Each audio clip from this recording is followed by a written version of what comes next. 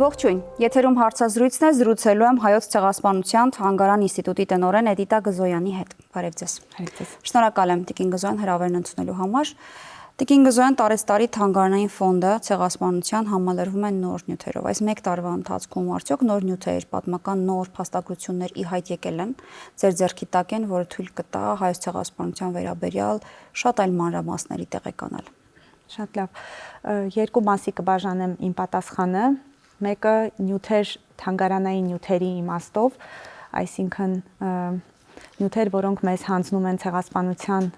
զոհերի վերապրածների ժառանգները, լուսանկարներ, անձնական իրեր, հուշագրություններ եւ այլն։ Նախորդ տարի նմանատիպ 400, մոտ 400 նյութ ենք ստացել, որոնցից կառանձնացնեի օրինակ Մուսա Լեռան ինքնապաշտպանության հետ կապված 59 բացառիկ լուսանկարներ, որոնք մինչև այժմ մեզ հայտնի չէին եւ որպես նվիրատվություն ստացանք, ինչպես նաեւ Ղազիրի որփանոցի հայ որբերի կողմից գործված գորգը 1920-ական թվականների, որը որ մենք համարում ենք նախորդ տարվա մեր լավագույն ձեռքբերումներից։ Իսկ մյուս ուղղությունը, որով թանգարան ինստիտուտը ակտիվ գործունեություն սկսեց անցյալ տարի, դա արխիվային նյութերի հավաքագրումներ։ Չնայած արխիվային նյութեր հավաքել էինք նաև նախորդ տարիներին, թանգարանը իր ստեղծումից ի վեր զբաղվում է այդ գործունեությամբ, բայց հիմա այդ գործողությունները դարձել են մեր թիրախային գործունեության մաս եւ նախորդ տարի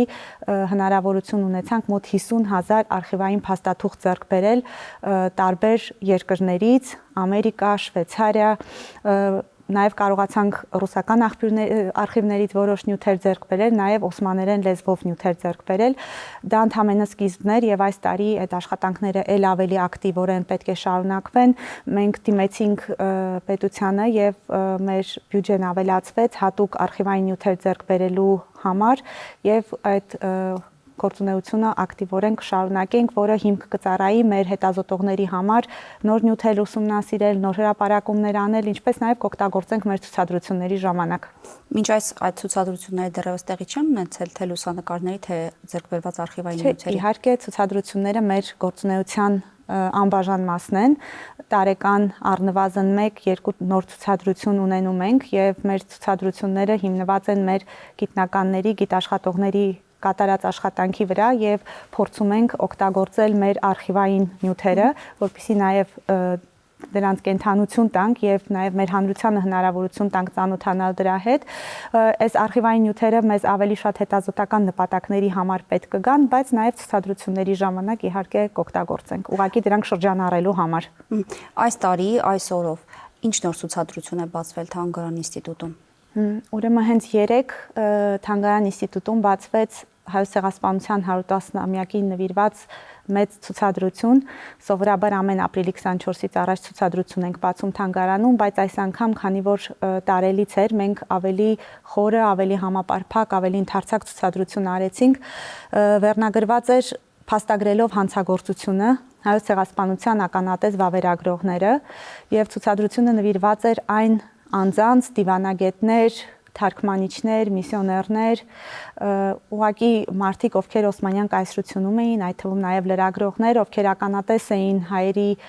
տեղահանություններին եւ սպանություններին եւ ովքեր չէին վախեցել բարձրաձայնել դրա մասին եւ թողել հուշագրություններ, զեկույցներ, նամակներ, լուսանկարներ եւ մոտ 60-ից ավել անձանց մասին է ցուցադրությունը, քանի որ տարածքը փոքր էր, բոլորին չէինք կարող անդրադառնալ եւ աշխարհագրությունը բավական լայն, մոտ 26 երկրից ներկայացուցիչներ ունեինք,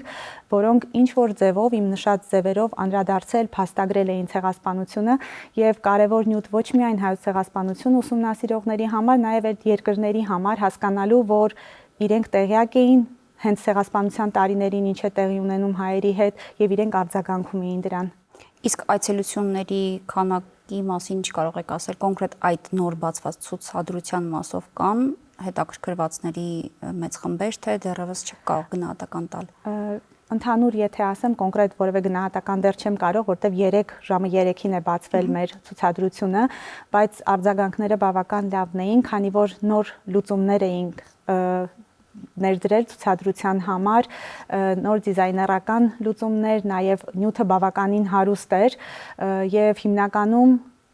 օգտագործել էինք մեր արխիվային նյութերը, քանի որ ունեինք եւ միսիոներների անձնական իրեր, եւ բոլոր այդ հուշագրությունները, գրքերը հիմնականում, որոնք որ ականատես վավերագրողների կողմից էին կազմվել, եւ ցուցադրությունը եւ փաստական հիմքով եւ նաեւ նյութական առումով բավական հետաքրքիր էր։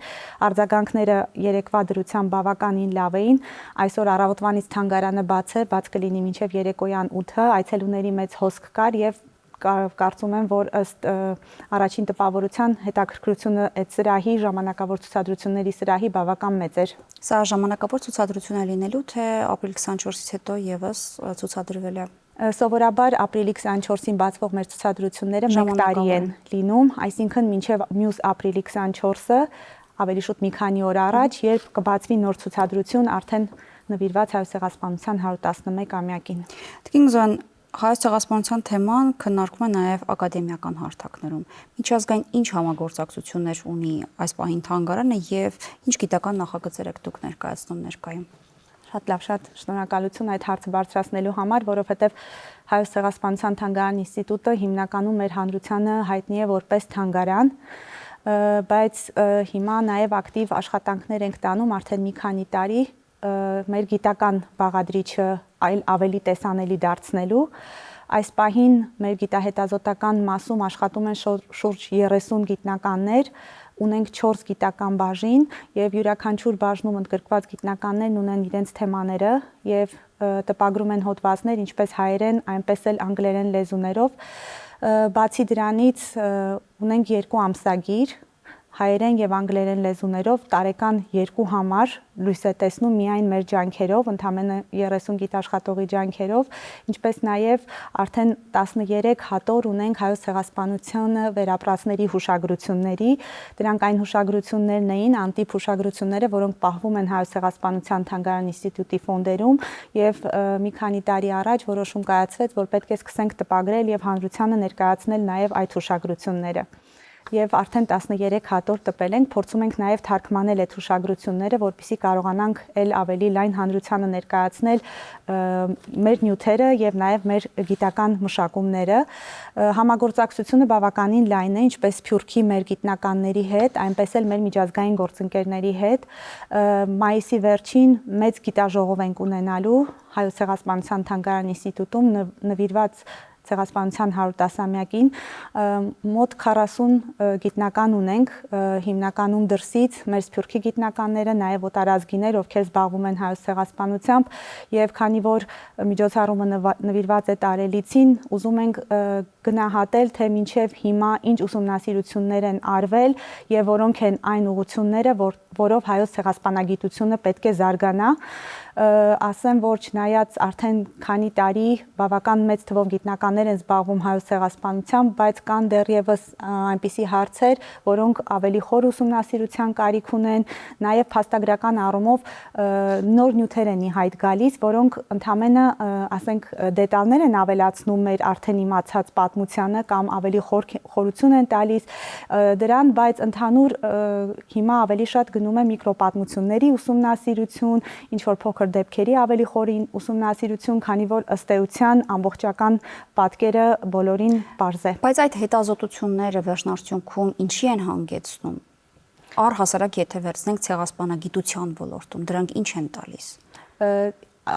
Ընդհանրապես գիտնականների գործունեության արդյունքը դա գիտական հոդվածներն են, գրքերն են, որը որ համարվում է նրանց գործունեության արդյունք, ինչը որ անում են մեր գիտնականները, տպագրելով եւ հայերեն եւ անգլերեն լեզուներով, մեր աշխատանքը այսպես բազմաշերտ կգնահատեմ գիտական առումով, որովհետեւ մեր ուսումնասիրությունները ոչ միայն գիտնականների համար են, միջազգային գիտնականների, այդպես ասեմ նաեւ մեր, այլ նաեւ մեր ուսանողների, ուսուցիչների եւ աշակերտների, որովհետեւ նաեւ կրթական ծրագրեր ենք անում եւ մեր հետազոտությունները նաեւ կրթական ծրագրերում են օգտագործվում։ Ընդհանրապես ցեղասպանագիտության զարգացումը, այսպես ասած, ինքը ընթանում էր մարդու իրավունքների զարգացմանը զուգահեռ, որպես մարդու իրավունքների դիսցիպլին եւ նպատակը իրականում կանխարգելումն է, եթե այդպես վերցնենք, եւ այդ հետազոտությունները ուղղված են ցույց տալու, թե ինչ դաժան հանցագործության հետ գործ ունենք, ծանոթացնել մարդկանց եւ նաեւ օգնել վաղ կանխարգելման այդպես գործընթացները ճիշտ կազմակերպելու համար հասկանալու հանցագործությունը եւ ուրեմն կանխարգելելու այն ցեղասպանագիտական ուսումնասիրությունները բավական բազմաշերտ են, ինքը իրականում միջդիսցիպլինար գիտություն է, հիմնականում Հայաստանում զարգացել է պատմագիտության ոլորտում, բայց դրսում այո, շատ են իրավական ուսումնասիրությունները, հոգեբանական, կրոնական, այսինքն երևույթը բազմակողմ է ուսումնասիրվում եւ այժմ մեր ինստիտուտի գիտաշխատողները հենց դրանով էլ զբաղված են, փորձում ենք ընդլայնել դաշտը եւ հարցը ուսումնասիրել տարբեր ոլորտներով։ Չնայած շատ երկրներ են արդեն ճանաչել հայոց ցեղասպանության փաստը, այդուամենայնիվ կան երկրներ, որոնք մերժում են դա։ Դուք որպես Թանգարան ինստիտուտ որևէ կերպ կամ այսպես ձևակերպեմ, ինչ կերպ եք կարողանում պայքարել ձեր մասով ցեղասպանության ժխտողականության կամ դրա վերաբերյալ ապատեղեկատվության դեմ։ Իրականում Հայոց ցեղասպանության Թանգարան ինստիտուտի ամբողջ գործունեությունը ուղղված է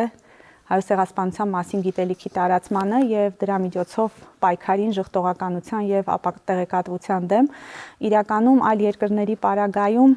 որպես ժխտողականություն որպես այդպեսին չկա, ուղղակի կա փաստը քաղաքականապես չընդունելու հանգամանք եւ միայն Թուրքիայի պարագայում ենք գործ ունենում հիմնականում եւ նրան դաշնակից երկրների շատ մոտ կանգնած ժխտողականության հետ մեր եւ գիտական հետազոտություններն են դրան ուղղված եւ այստեղ ուզում եմ շեշտել, որ գիտական ասպարեզում ժխտողականություն չկա, բոլորը կոնսենսուս ունեն, որ հայոց ցեղասպանությունը փաստ է եւ որևէ իսկ Թուրքիայի պարագայում չէ, ես հիմա կանադառնամ Թուրքիային, որևէ հայտնի իրեն հարգող գիտնական կասկածի տակ չի դնում հայոց ցեղասպանության փաստը։ Թուրքիայում կան գիտնականներ, ովքեր հատուկ պետական ուղղորդմամբ զբաղվում են հայոց ցեղասպանության ժխտողականությամբ, տպվում են թուրքերեն, Թուրքիայի ներսում, Թուրքիայի համար, այսինքն իրենք այսպես մարգինալիզացված գիտնականներ են, նրանց չեն ընթերցում, չեն հղում, այսինքն որևէ ազդեցություն դրսի համար չեն ունենում։ Մեր թանգարանային ցուցադրությունները դրանք եւս մեկ հարթակ են մեր գործունեությունը իրականացնելու համար, տարեկան մինչև 100,000 այցելուներ ենք ունենում աշխարհի տարբեր երկրներից եւ մեր ցուցադրությունների արդեն աուդիոգիդեր կան թանգարանում, որի միջոցով մեր այցելուները ծանոթանում են հայոց ցեղասպանության պատմությանը, գրքերի միջոցով, որոնք տպագրում ենք, վերջերս մեր թանգարանի պատկերագիրքը մի քանի լեզուներով հրատարակվեց եւ այս մեր բոլոր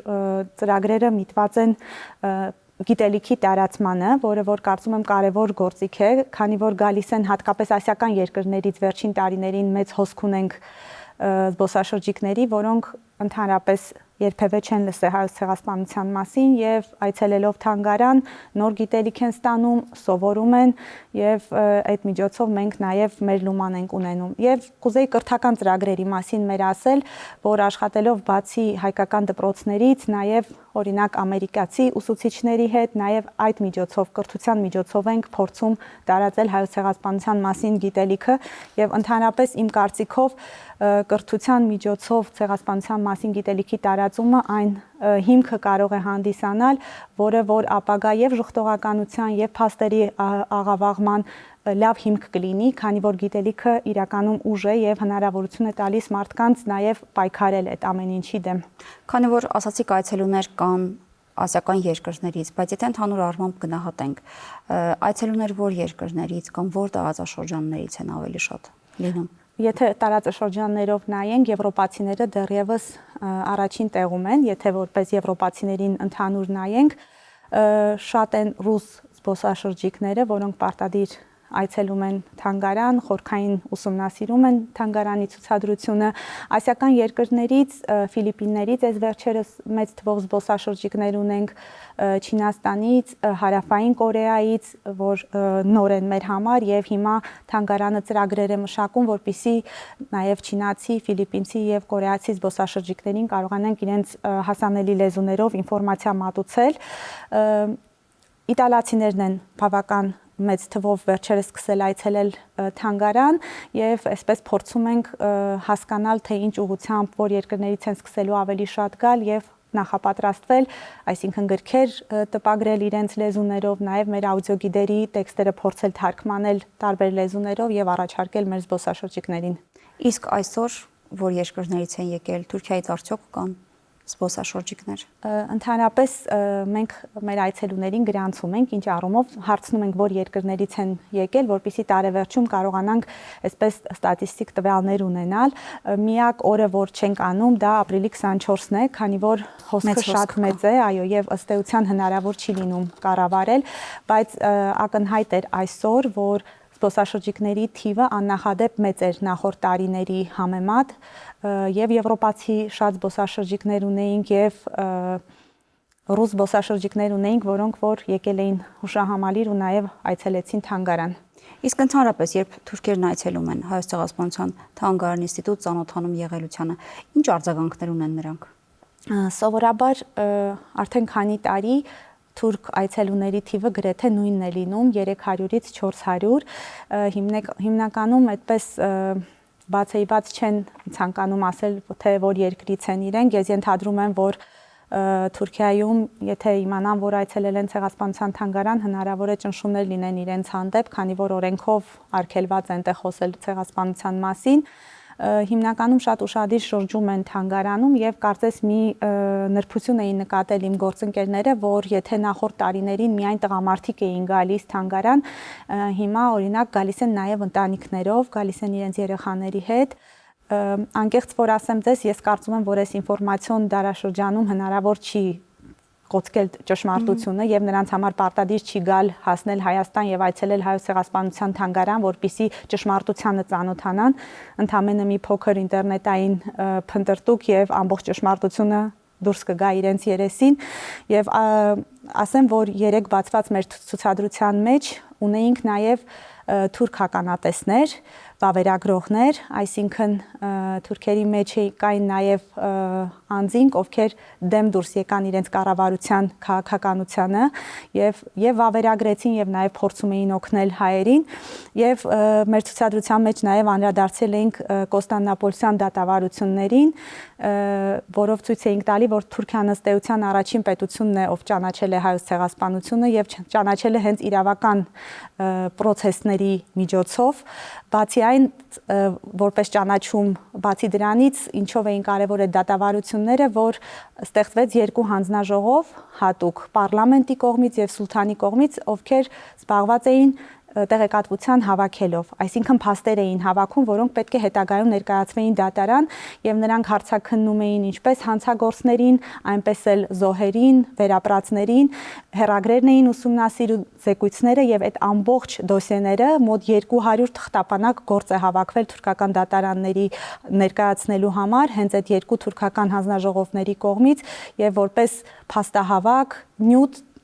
դժվար է թերագնահատել կամ գերագնահատել կարևորությունը եւ մեր ցուցադրության մեջ նաեւ անդրադարձել ենք այդ հարցին, նաեւ ինչ որ ձևով ուղերձ հղելով, որ իրենք առաջինն էին, որ ճանաչեցին ցեղասպանությունը։ Տիկին Գզոյան, հիմա հայ-թուրքական հարաբերությունների ուղղությամբ մեծ ջանքեր են գործադրվում, որպեսզի կարգավորվեն դրանք։ Ինչ եք մտածում, երբևէ Թուրքիան կհրաժարվի Հայոց ցեղասպանության ժխտողականության իր քաղաքականությունից, հաշվի առնելով, որ ամեն դեպքում մեր հայկական կողմը փորձում է ամեն ինչ անել, որպեսզի կարգավորի Թուրքիայի հետ հարաբերությունները։ Գիտեք, կարծում եմ այդ ճանաչումը եւ պատմության հետ առերեսվելը ավելի նաև կարևոր կլինի հենց Թուրքիայի ու Թուրքիայի հասարակության համար, քանի որ վերջապես կկարողանան առերեսվել իրենց պատմությանը, բայց մի քիչ դժվար եմ հավատում, որ կկարողանան դա անել, հատկապես քաղաքական առումով, քանի որ այսօրվա Թուրքիայի Հանրապետությունը ըստ էության ստեղծվել է Հայոց ցեղասպանության վրա, եթե կարող եմ այդպես ասել,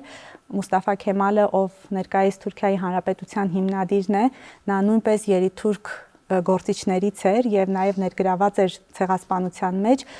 իսկ այսօր Թուրքիայում նա փառաբանված անձնավորություն է եւ ամբողջ հանրապետական Թուրքիայի պատմությունը կապնվում է նրա հետ, մի քիչ դժվար եմ պատկերացնում, որ կարող են հրաժարվել այդ ամեն ինչից, դա կնշանակի ջնջել մի երկար տարիների իրենց պատմությունը եւ նորից ուսումնասիրել, նորից առերեսվել, բայց կարծում եմ միայն առողջացման կտաներ եւ հասարակությանը, հենց թուրքական հասարակությանը, բացի որ նաեւ կարեւոր կլիներ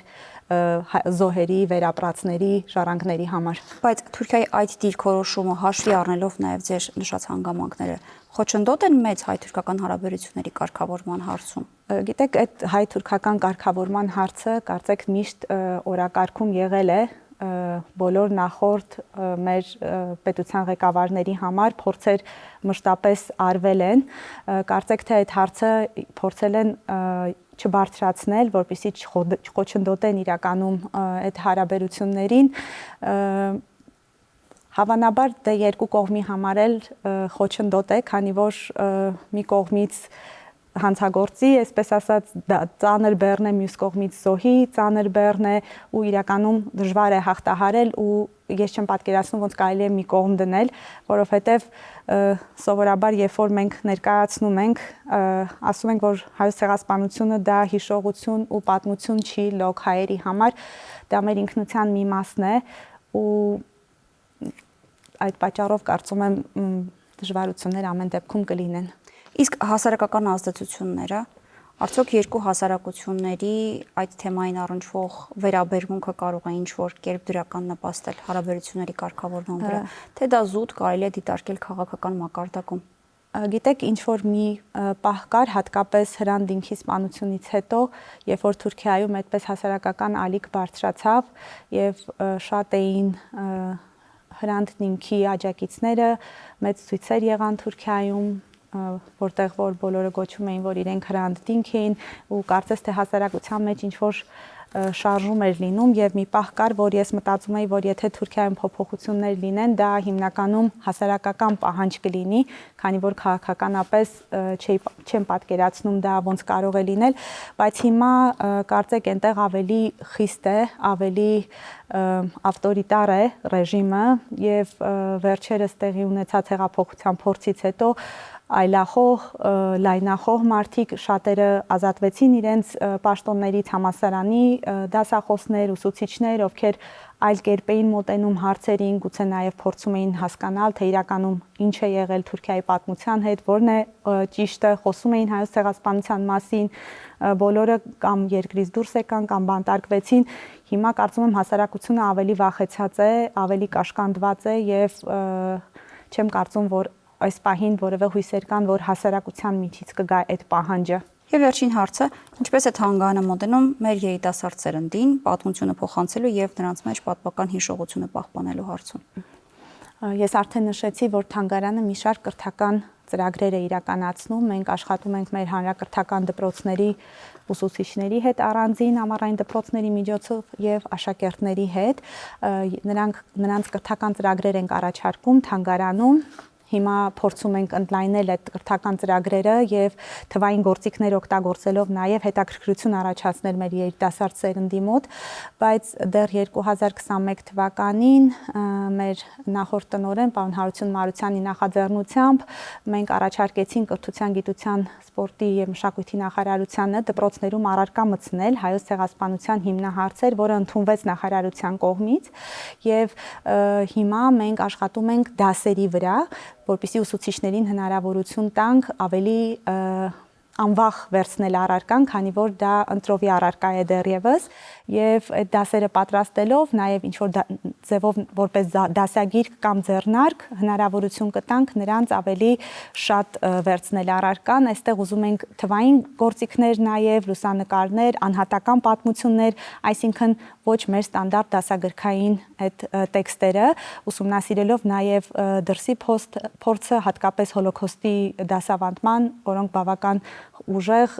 փորձ ունեն, նաև դա առաջարկել մեր երիտասարդներին։ Շնորհակալ եմ զրույցի համար։ Ես եմ շնորհակալ։ Զրուցակիցս Հայոց ցեղասպանության թանգարան ինստիտուտի տնօրեն Էդիտա Գզոյանն էր, կհանդիպենք։